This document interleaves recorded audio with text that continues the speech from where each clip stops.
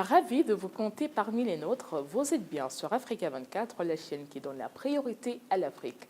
Dans cette édition de décryptage, nous sommes rejoints par Hassan Belibinoa, directeur général African Islamic Finance Consulting.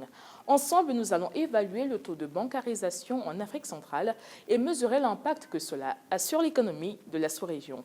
Monsieur Belibinoa, bienvenue sur Africa 24. L'Afrique centrale présente un taux de bancarisation nettement inférieur à celui des autres régions d'Afrique subsaharienne. Quelle stratégie comptez-vous mettre en place pour promouvoir une plus grande inclusion financière des États islamiques? Il faut savoir, de façon globale, le secteur financier reste encore très embryonnaire parce que la culture financière n'est pas encore le dada de tout le monde. Donc il y a un vrai problème d'inclusion financière et qui va passer par l'éducation financière.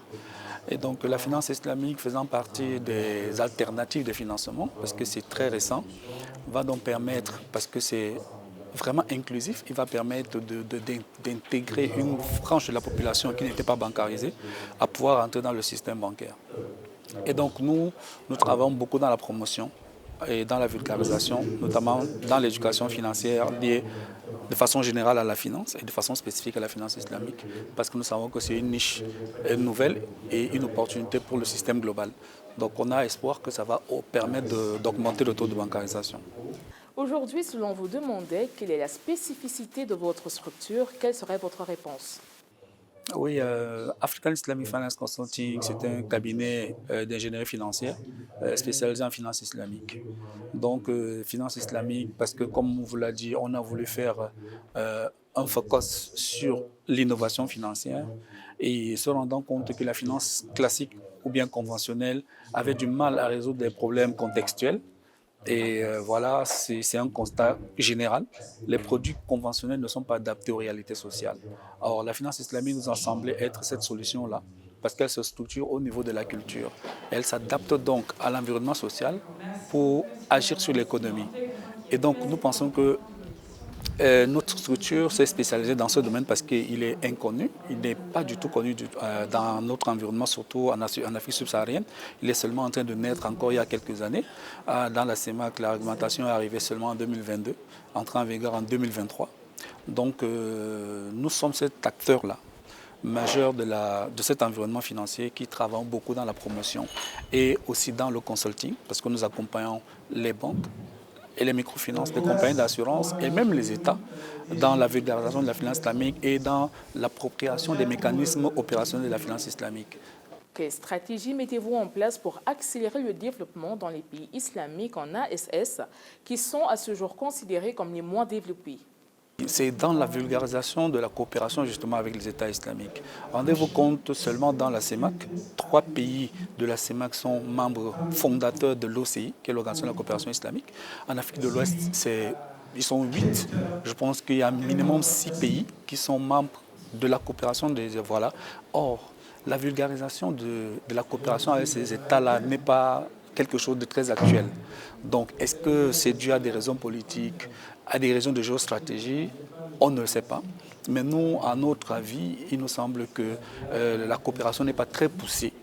Mais ces dernières années, on s'est rendu compte qu'il y a un regain d'intérêt par rapport à cette coopération. D'ailleurs, le Cameroun a abrité la 50e Assemblée générale des ministres de l'OCI, et qui est un événement marquant de la volonté des États de la CEMAC et de l'Afrique subsaharienne à renforcer la coopération avec les pays de l'OCI. Donc nous pensons que la coopération islamique va, dans les années à venir, être beaucoup plus dynamique et donc l'impact social et économique va beaucoup plus se ressentir. Les experts de la BAD s'accordent à dire que les PME sont le moteur économique de l'Afrique.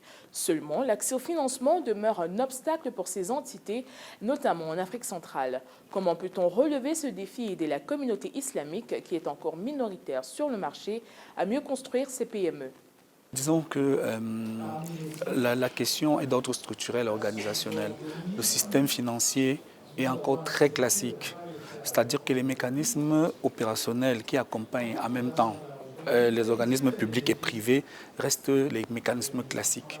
Et on se rend compte que le constat est général. La morosité économique est une situation réelle qui frappe tous les pays.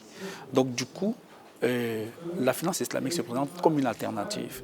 Parce que sur le plan structurel organisationnel, elle renforce les liens, c'est-à-dire de solidarité et de partenariat entre les acteurs. Elle exclut l'intérêt, c'est-à-dire la spéculation. Elle permet donc aux acteurs de se mettre ensemble sur des actifs tangibles, c'est-à-dire sur des projets concrets. Et tout le monde est orienté vers la productivité du projet et non pas sur la vente de l'argent qui doit générer des intérêts. Parce qu'il y a en fait un partage des profits que les acteurs doivent faire ou alors un partage des pertes éventuelles. Ça veut dire que si on perd tous, si on gagne tous. Donc vous voyez que c'est un mécanisme qui va permettre à ce que les acteurs en fait se reconnaissent à l'intérieur. L'élément important dedans, c'est que ça pourra ramener la confiance. Et tous les acteurs, les experts financiers sont d'accord là-dessus, que la finance islamique permettra d'assainir l'environnement financier et économique. Pourquoi? Parce que les acteurs se mettant ensemble pour la productivité et la rentabilité vont forcément se faire confiance parce qu'ils vont travailler ensemble, ils vont partager les risques ensemble. Ça va forcément motiver tout le monde à travailler pour l'intérêt de tout le monde.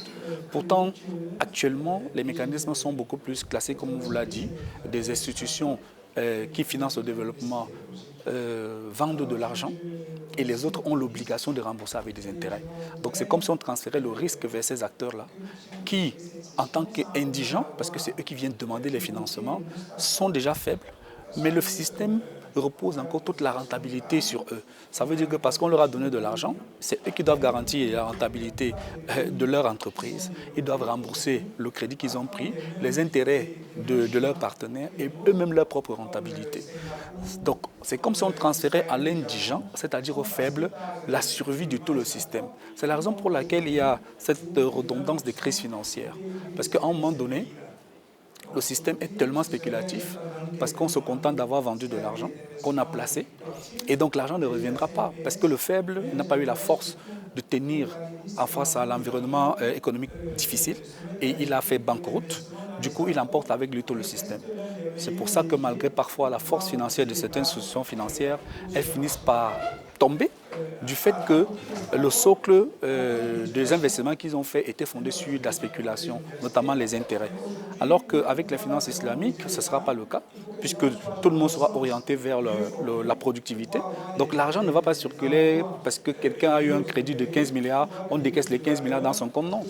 La banque va faire, comme on dit, des acquisitions au profit de son client, partenaire, parce que comme on l'a dit, les actifs, c'est-à-dire financiers, vont être adossés sur des actifs tangibles. Ça veut dire que la contrepartie du crédit, c'est des actifs tangibles. Par exemple, vous voulez faire de la production, la banque vous aide à acquérir le matériel de production. Vous voulez faire du transport, la banque vous aide à acquérir le matériel de transport. Il ne va pas vous donner de l'argent que vous allez user à votre guise. Donc du coup, ça va permettre d'assainir un peu l'environnement économique et financier. Et on pense que l'impact sera beaucoup plus important. Monsieur Béli Binoa, merci d'avoir répondu aux questions d'Africa 24. Madame, Monsieur, l'actualité se poursuit sur africa24tv.com et surtout sur l'application MyAfrica24.